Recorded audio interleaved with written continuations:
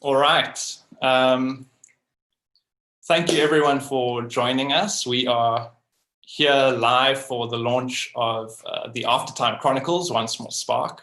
And with me, joining me on this live launch is the author of this incredible book, Andy Woodage. If you could wave and say hello for everyone, Andy. Hi, everybody. Thanks for coming today. All right. So to give you just a brief rundown of what we're going to be doing today, I am going to introduce Andy and the book that we're going to be launching today. And then Andy's going to do a short reading from the book for all of you.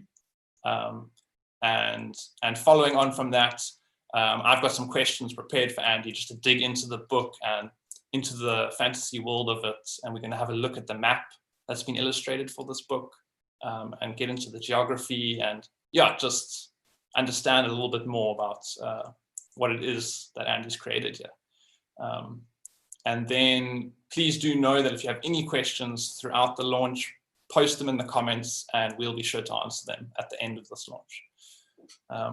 All right, so I'm very proud to introduce Andy Woodage, who is a debut author, and he is living and working in Clarence, South Africa, as a school principal and teacher there. And undoubtedly we'll hear about how possibly this influenced the work in his context. And we are launching the After-Time Chronicles, Once More Spark, which is a fascinating read. It's an adventure fantasy following a young boy called Jotham and his unlikely best friend, who perhaps I won't spoil who his best friend is. And they go on a fascinating adventure through this this world of unrest and in the grips of war. And the book follows his journey to dealing with that and overcoming it. And I'm going to hand over to Andy now to give a bit more context into himself as an author and the book. And yeah, take it away, Andy. Thanks very much. So, hi everybody. Again, thanks for coming. I'm super excited to be holding a copy of my first book. I can't quite believe it's happened, to be honest. It feels a bit strange and brilliant. I think, so a little bit about me. I'm a dad of 3. I'm from the UK originally, now living here in the Free State in South Africa. And as Brad said, actually the context here in Clarence, which is stunningly beautiful, and I'll probably talk more about that later, definitely had an influence on this story. So this is a story about a world that's in a mess. So there's an empire and led by an empress who is all powerful and won't accept anybody who might have any influence in her empire. She is ambitious and she's trying to take over the countries nearby, and so they're at war with those countries as well. But it's also a world where they've run out of all sorts of things that we today take for granted. So they've run out of metals and they've run out of oil and gas and almost run out of coal. So it's a different world. It's very different to where we are today. And so how do you wage war? This is one of my questions that I asked when I was thinking through the story. How do you wage war if you can't build tanks and planes and other things, or you can't build as many as you'd like? And how do you go forward when you haven't got the fuel and you haven't got the fires and the furnaces, etc., etc.? So, and I think that in our world today, there's so much talk about genetic engineering, and so this is a story really about genetic engineering as the new form of warfare and what that looks like, and how that impacts on life and the world around us. So yeah, so that's a kind of brief intro of the After-Time Chronicles.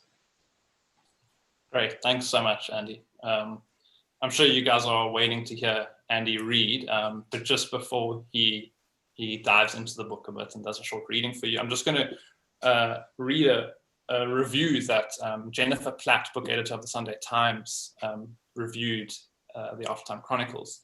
And she called it a rich adventure story with the right mix of excellent world building, intense action, mythical creatures, and a sweet coming-of-age story of a boy and his unlikely best friend. The After-Time Chronicles is as gripping as it is charming. So we would really love to hear if you agree with Jennifer's review, as you do purchase this book and read it yourselves. Please do send in your reviews to us at Imaginary House. I didn't introduce myself earlier, and I apologize for that. I'm the publisher of Imaginary House, and so I worked with Andy in getting this book produced. But really my job was very minor and small in comparison to Andy's immense job of conceptualizing and coming up with such a stunning story. So I'm going to hand over again to Andy now, just to do a short reading from the book's prologue, I believe. Enjoy. Yeah, okay, brilliant. Can I give just a brief introduction as to where we are? Yeah, brilliant. So the story follows Jotham, who's 12 years old, but the prologue takes us back to something very dramatic that happened in his life when he was a young boy. So it happened on the farm that he was growing up on. So he's growing up in what's called the zoological zone in the map, and I'm sure we'll look at that later. And he has a farm where they're farming creatures, and so this is from before the story starts. So he lives in his house with his mum and his dad and his father's mum and dad. So two grandparents as well. And so that's the setting, I suppose, of where we are here. So, but actually the prologue itself doesn't start with Jotham. It starts with his mum. So Jotham is in bed and asleep when this takes place. Okay, so I'm going to start on page 8, and I'm just going to read for a couple of pages, and we'll see how it goes. Okay, great. So Priscilla, who by the way is Jotham's mum, Priscilla moved to the kitchen doorway, stepping into the late evening sunshine, fiddling with a dishcloth. Cal should be back at any minute. He would be checking the perimeter, which was all the more important in a prolonged power cut. He should be nearing the end of his inspection, unless there were problems. Stinger moles could be a nuisance at this time of year, and would sometimes compromise the boundary fence before it fully electrocuted them. She gazed out around the farm's large courtyard, the grey stone stables on one side and the cattle barn on the other, made dark by the long shadows of dusk. She looked beyond them and down the dirt road towards the tall wire-meshed gates, enclosed within the electro fence that surrounded the property. The last rays of sunlight glinted from the electro netting as it stretched away over her head 12 meters above the ground, covering the entire farm. Fleetingly, she fought her normal caged-in feeling, but then saw Cal plodding home, broad shoulders sagging and greying hair clearly visible under the black cap he always wore. She let out a breath she hadn't realised she was holding. Then came a crash. The electro netting released a reverberating twang as it juddered violently. She looked up, stunned, as the wire roofing bowed dramatically above the courtyard in front of her. With an almost musical sound, taut wires began to snap, slowly at first, then all at once, creating a huge tear. And through it came a nightmare. There was a rush of dark wings. Her first thought was that one of the griffins had escaped stable in time, but there was no way Cal would have gone to check the fences if one of the birds was not in. Besides, the wings were far too dark and a griffin would be trying to get out, not in. As the creature landed in the centre of the stone yard, it turned on 4 powerful limbs. muscles bunched under the dust-coloured fur of its thick legs. A dark mane flowed from the top of its head down its neck and halfway along its muscular back. It folded huge bat-like wings, the taut, dark skin furling over finger-like skeletal struts. A manticore. Glued to the spot by fear, she watched as the giant creature, parts of lion, bat, and scorpion, scanned the courtyard, head moving slowly from side to side. It was easily the largest manticore she had ever seen. It stood over 3 meters tall, and from its gleaming canines to the end of its curving scorpion tail, it must have been at least 5 meters in length. It turned towards the farmhouse and saw her. Even across that distance, she was shocked at the raw intelligence shining through its cold eyes. For a heartbeat, everything was still. Then the creature took a deliberate stride towards the house, towards her. She did not fear for herself. Her first thought was for Jotham. She stood between him and this monstrosity, and her mind raced for ways to protect the sleeping 5-year-old. She was just about to step inside and slam the door when she remembered Cal. She looked out past the beast and saw him, eyes wide with worry, breaking into a run. The creature took a second stride in her direction, and she heard her husband's deep voice echo around the yard. "Scylla, get back!" The creature stopped, twisting its head towards the sound. Priscilla stifled a screech as the creature turned to face Cal, a deep rumbling growl coming from within. She then noticed something bizarre. The creature had a shock collar around its thick neck, entangled in its mane. What was it doing here? Collar meant that it was not one of the wild creatures, that it had not come from the wilderness zone. This one belonged to the Empire. How could that be? An electroshock collar was designed to keep its wearer under tight control. So how had the manticore gotten here? How was it out of control? Had they not realized it was gone? Impossible. The beast took 2 purposeful steps towards Cal, and the questions flew from Priscilla's mind. She saw the manticore's muscles tightening in its back legs, ready to pounce. Cal lifted the sidearm he always carries, and with a well-practiced action fired at the beast. The laser struck it on the shoulder, and the manticore fell back onto its side. Galvanized, Priscilla remembered the old-fashioned shotgun they kept in the kitchen. She dashed across the room, reached to the top of the sideboard, and pulled it down. At that moment, she was thankful Cal had won the argument about keeping a gunpowder weapon in the house. She checked it was loaded, just as another high-pitched squawk issued from the laser gun. Merle, in the side room, asked, "What's that?" And Hallett muttered in reply, "More moles, I expect.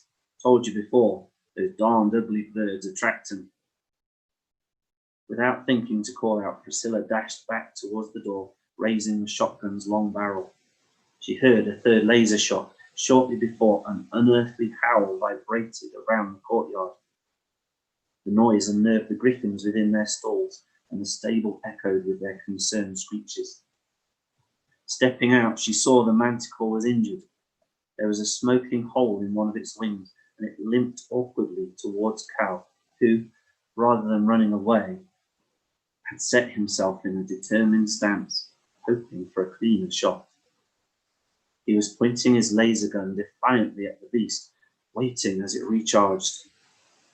Priscilla knew there would not be time. She aimed the shotgun slightly low like Cal had taught her, and, arrowing a silent prayer to Elohim, fired. She expected the recoil as it hit her in the shoulder, and she watched as the creature's left wing was torn to shreds by shot pellets. The manticore snarled with a mixture of fury and pain, but didn't turn, instead taking another stride towards Cal. With horror, Priscilla realized the monster was too close to her husband for her to fire again. She rushed out across the grey stones to get closer. "Scylla!" cried Cal, but whatever else he was going to say was stopped by a scream of agony. as the creature sank its teeth into his chest, massive jaws puncturing a lung, crushing ribs and sinews. Cal's last act was to fire his now charged laser pistol into the beast. The manticore yowled in pain, loosening its powerful bite and sprawling backwards across the stones. Cal's lifeless body fell next to it. Everything was still. Priscilla stared in disbelief, despair. She did not hear the griffin shrieking in distress.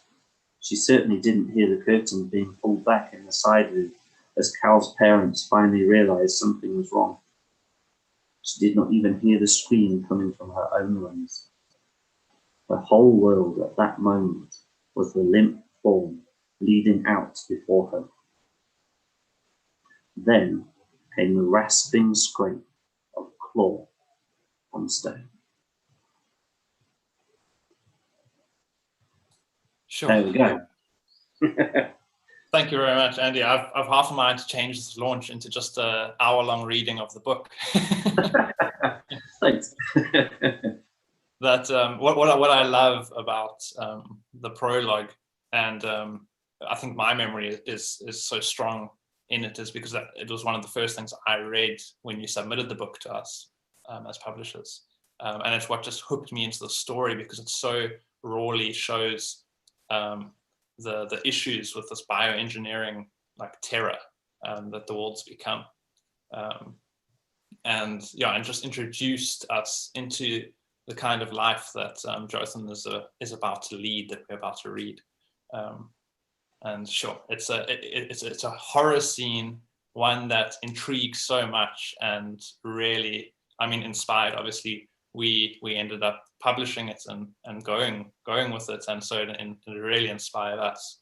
And if any of you out there watching do have any questions about the prologue, and perhaps what happens next, even, or about Andy's writing, please do remember to post them in the comments, and we'll be sure to answer them. I see we have some questions coming through already.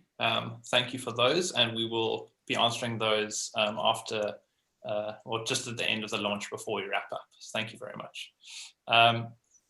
I've got some questions for you, Andy, and I hope you'll be able to answer them for us.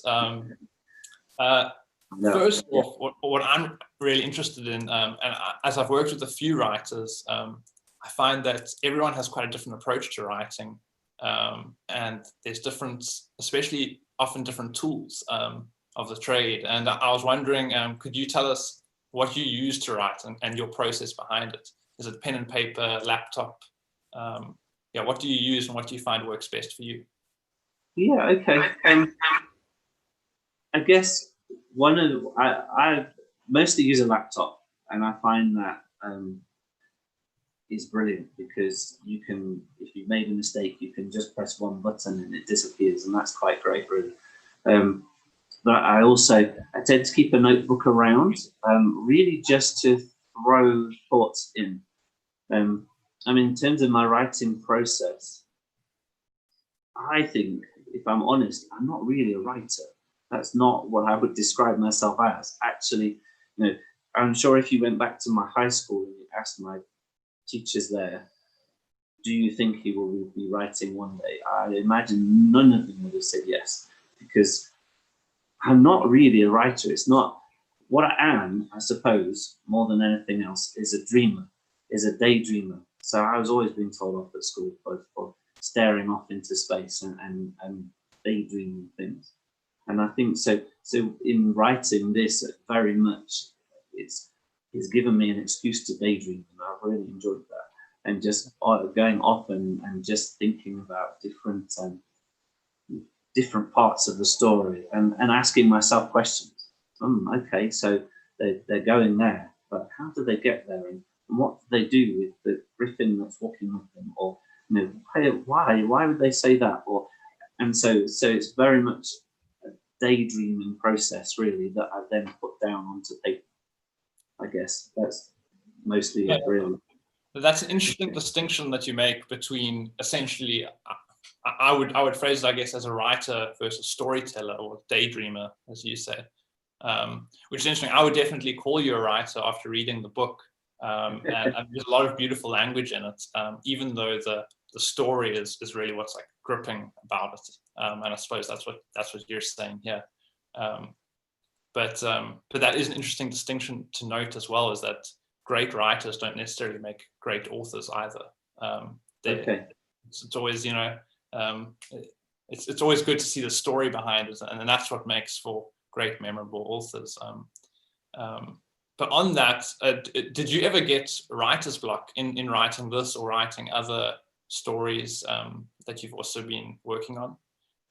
Or don't you believe in writer's block? I know some writers also don't even believe that it's an issue.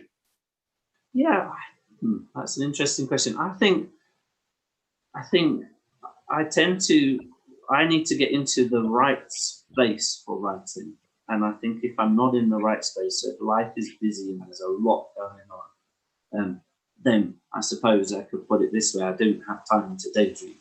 And so if I haven't got time to daydream, then the story is just not in there, you know. So I have to make sure I'm in the right space. And I think sometimes I go for quite a long time where I can't write because I'm busy with other things. And so I tend to then find that the way I then get back in when I have got time for writing is actually going back and reading what I've already written. And so then I go back and maybe edit the last chapter or the last 10 or so pages that I've been writing, because then that helps me just get back into the story space, I suppose. I don't even know if that makes sense, but that space in my head where the story lives, I guess. No, that does make sense. And I would imagine as well that a large part of getting over, like if you ever do come across a block, is being inspired to write, which is always kind of great at the beginning, and you can lose dedication as it goes through. Did you have any major inspirations for the After-Time Chronicles, in books or scenes that you noticed? Was there anything that sparked the thought of the story? Truthfully, I think I'm looking out the window. Clarence, if you haven't been to Clarence, guys, you must come, because it is stunningly beautiful. And I think, to be honest, South Africa probably inspired the story, in that, you know, I'm here in Clarence and I've got fields and I've got mountains. Just round the corner, there's the Drakensbergs that are this stunning World Heritage Site, and they're just amazing. And just down the road, it's like every time you turn a corner in South Africa, there's something new and something fresh and something for you to go, oh, that's amazing. You know, I'm sure I read somewhere that South Africa has more biomes than any other country. I don't know if that's true. I may have just made that up, but I can believe it, because it's just such a stunning place to be. So yes, so shout out, tourist shout for South Africa. If you've not been to South Africa, you must come, because it's amazing. But so I think nature definitely had a big impact on this story. And sitting and looking out the window at farms and mountains and going, I wonder what it would be like to live, to grow up in this place and to grow up there. Books wise, I've always loved fantasy stories, even from a young age, really. And so I've read a lot of fantasy. The Belgariad by David Eddings. I don't know if you know that one. That's a great story. I think it's five books that is a similar style of story. The Crow by Alison Croghan. I don't know if you know that one. That's another one that's for slightly older readers, I think. And I think if you, I won't give too much away, but if you read to the end of the story, you'll find that there's probably some Karate Kid influence in there as well. You know, the movie from the 80s or whenever it was, you know, there's definitely some of that in there too. I think life is full of inspiration, isn't it? And I think if you just absorb it almost without trying in some ways. Yeah, I mean, that's it's always interesting to hear the inspiration, because it's generally similar, but then so different for every author, because they, you're always inspired by your surroundings, and yet all of our contexts and surroundings are so different. And I think that's what's quite interesting, is also to see the impact of Clarence, which is a more rural part of South Africa. And you can see, I think I can see that especially in the beginning of Jonathan's journey and where he comes from. And it makes the contrast of what he faces so much larger, because his world's been so small before. And yet he's also such an honest and true character. Which is very, very interesting, I thought. The other thing that got me thinking was that in my classroom here in Clarence, there's a set of National Geographic books for kids. And I just happened to pick one up, and they've got a whole article in there about creatures called tigons and ligers, which are crossbreeds of lions and tigers. And that just got me thinking. So I think, the bioengineering stuff probably rolled out of that. Just, wow, if you can get a kind of mix between a tiger and a lion, and you get two, because you can get a tiger and a liger, and they're slightly different, then what could you do if you could mix other things? And so I'm sure that played a big part in my thought processes as well. Yeah, that's interesting, because there's a lot of new and interesting creatures in the story, and a lot that I think readers will be able to identify, like griffins, which are mythological and we know, and yet a lot of new ones. Perhaps like one of the first that you meet, and it's not giving away a spoiler to anyone worry, but tiger wolves, things like that. And that's part of the intrigue of the book, is to hear a lot about these interesting creatures that you don't really know what they are, because they're so new to our minds, and yet the characters in the story understand them, which is a great learning for the reader, I think, to be on the back foot, as opposed to the characters in the story. Okay.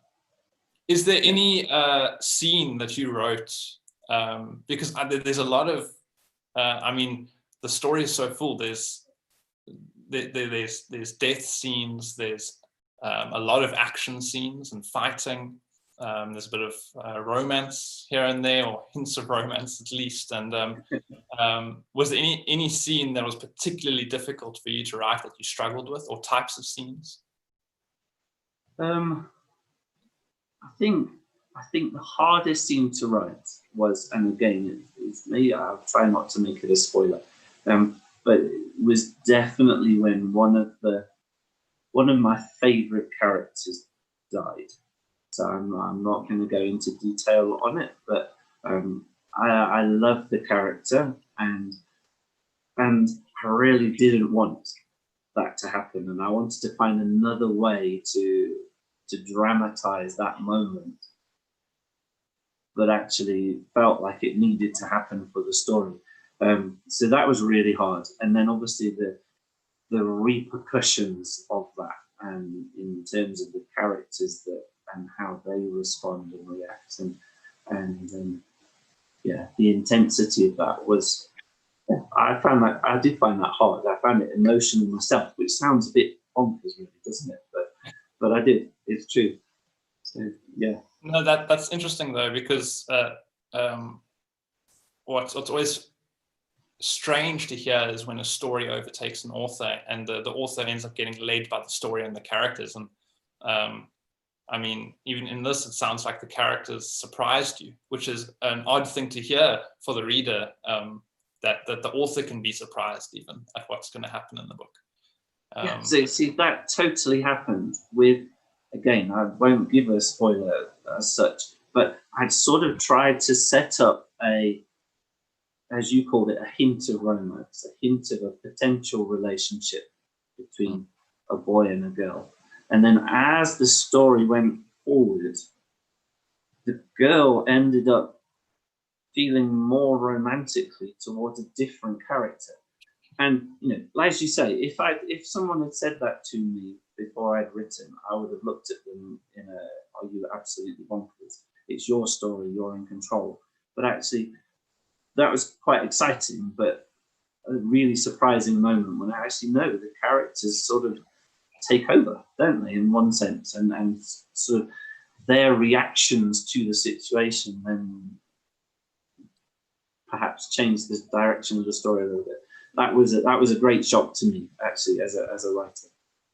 Yeah, it's always great when the characters become so real that they can make their own decisions, almost independent of the author, which is exactly what leads to the situation, I think, and possibly what makes writing the book exciting, because I know that often when you pass that 3/4 mark, you can lose a lot of steam, and you need that to keep going. You need to be intrigued by your own characters. I wonder if I could share my screen, and because a large part of the book, it's, and correct me if I'm wrong, but I see it's post-apocalyptic South Africa in a way, the setting of the book. And I think it would be interesting for listeners just to see the map and understand a little bit more about the geography and the different areas and how they relate to one another. Yeah, brilliant. Yeah, definitely it's set in kind of future South Africa, I suppose. You know, I took great liberties with the geography in terms of helping the story move forward. But yes, that was very much part of my thinking as the story developed. Yeah. Let me share my screen so people can get an understanding of the map, which is included in the book. Let me just get some confirmation that everyone can see the map from my second in command off screen here. I think the live stream is a few seconds behind us, so there we go. Okay. Got confirmation. All right. Yeah, good. So this is the map that relates to the story of the After-Time Chronicles. As you can see, it very much resembles South Africa, yet you can see the coastline has been eaten away by the ocean more so, and it's kind of created a new country. You can make out regions, for instance, the Dragon Mountains that some of you might be aware of who live in South Africa, of what those are. But I'll let Andy perhaps describe, starting with the zoological zone, and just give some background into how this map fits together. Okay, brilliant. So, I was just trying to imagine an empire where the empress and the ruling people, I suppose, were very, very much in control and needed to feel that sense of control. And so the map is split into zones because the rezoning of the land happened so that all of these different things happened in different places. So yeah, so our story starts in the zoological zone, which is where I suppose you could argue it's the factory for the on. So it's where they're growing the different creatures that have been genetically engineered. So there's various farms, and we see a few, not too many, but we see a few here and there as Jotham journeys along. And so that's where we start, and that's in my conceptualizing of it. That's a farming zone where they farm the different creatures. And then, do you want me to carry on with his journey a little bit, or? No, I think perhaps because the Empress has such a big role in the book as well, and even parts of the book are from her perspective, that I think perhaps could you give listeners just an idea of where she is at the moment in the story, and you don't want to give spoilers away, so not necessarily all of her movements, but just an idea of where she is and where maybe her capital lies. Brilliant. Okay, yes. So the rich ruling party people, I suppose, live in what's called the higher zone. And so the idea is that you climb the Dragon Mountains and then you're there in the higher zone. I suppose, if I'm honest, it's probably inspired slightly by Lesotho and the fact that you climb the mountains and arrive in the kingdom of Lesotho. So there's a little bit of that there, but the higher zone is where the rich, the ruling, the powerful live. and everybody else is then down the mountains in the industrial zone, the agricultural zone, the zoo zone. And then there's this zone all along the coast which has been abandoned because of the toxicity of various things. So that's called the wilderness zone, and that sort of runs all the way down the east coast of this empire. And then up on the top you can see the no man's land and the Republic of Sakuma, which is their nearest neighbor, and with whom they're at war. So that's the sort of context of the story, I guess.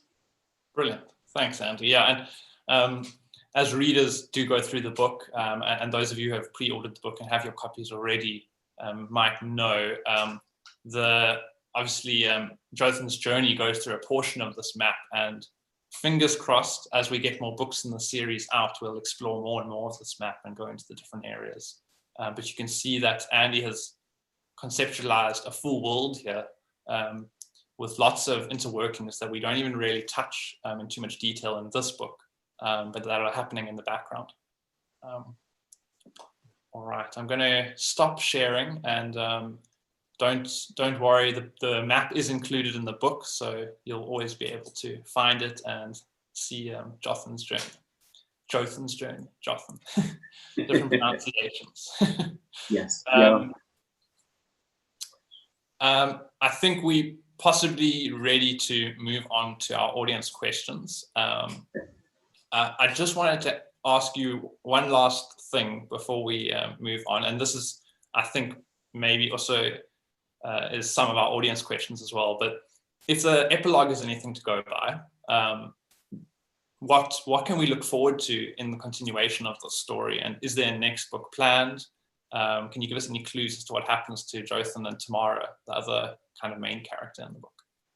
Okay, so yeah, I don't want to give you too many clues away because that would spoil it. But I think, as you can see, or you'll see at the end of this story, that they make a decision that they're going to head to the wilderness zone.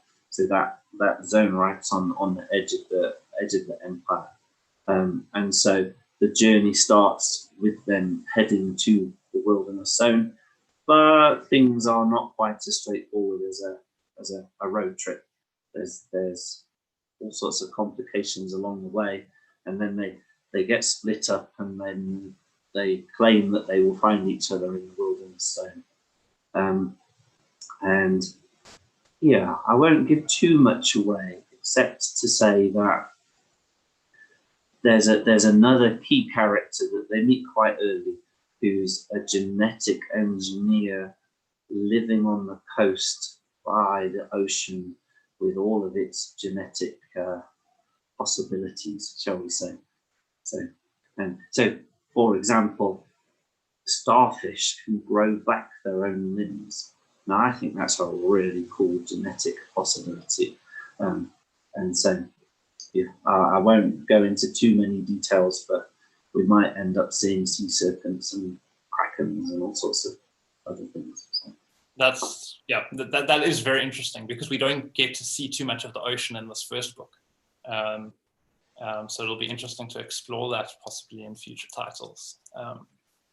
I'm going to move on because we are moving on in time, and we've got a few audience questions for you, Andy. Okay. So from Matt, he asks, who is your favorite character, and why is that character your favorite? Wow. Okay. Tough one. It is, actually. I mean, I love Jothan. He's the driver behind the story. I love an underdog, and he's definitely an underdog. You know, he's an orphan, and he's small, and he's rural, and he's got, as you said, a really small world, and yet he walks into his destiny and takes courage. I love that. So I love that about him. I killed off one of my favorite characters. I'm just going to say that. I really enjoyed writing that character. And then there's a crazy teacher who called Father Tranquility, and you'll meet him if you haven't met him. He's later on in the book, but I really enjoyed him because he's a little bit different. So I enjoyed writing him, certainly. He's a great character to read. I can definitely say that. Yeah, you have lots of fun with him.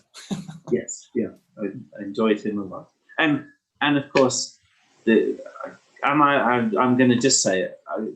Gozel, who is Jothan's best friend, he. Oh, of course. He's just so cool. I wish I had a best friend like him. Yeah, no, I mean, don't we all? It would be great. There is another question from Andrew asking if the book will become a series or if it'll be a standalone. And I suppose, Andrew, we've already answered that. We do hope this to become a series. Andy is working on the sequel at the moment.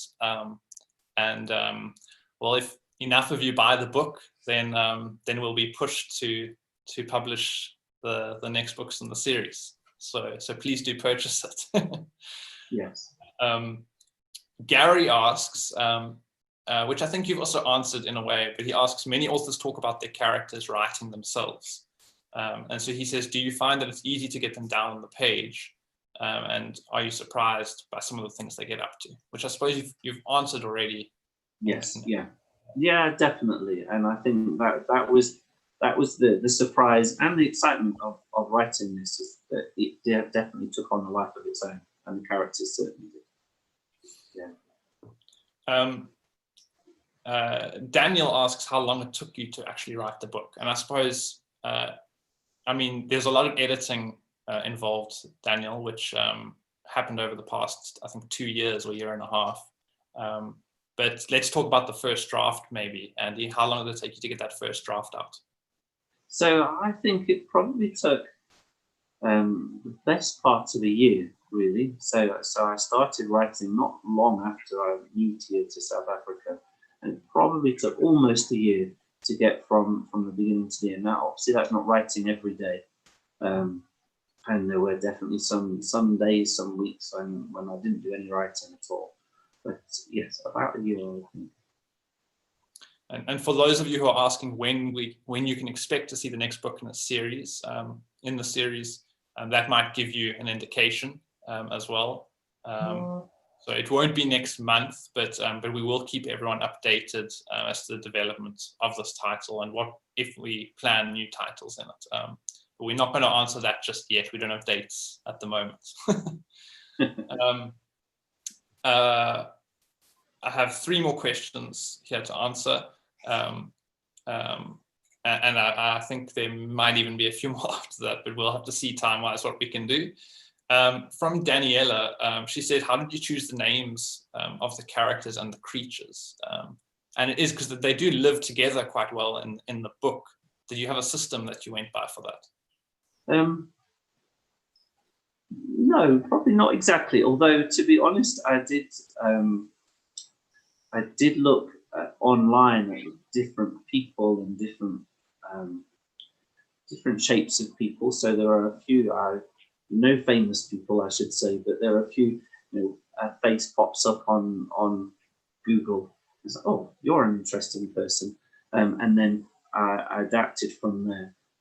So names-wise, no, not so much. I think I wanted names that were not very popular now, because names change and people, if you go back 100 years, people had names that we would never use today, and vice versa. And so I was attempting to portray a more futuristic, but not totally alien. And so that was my aim in the names that I chose. Brilliant. We have a question about the kind of the age range of the readership, and I think I'll just answer this one. So from Spencer and Lynn, you both really asked about kind of like what's the target readership for this book, and I mean, looking at Jothan's age, readers who are between probably 9 and 13 will most strongly identify with the main character's journey.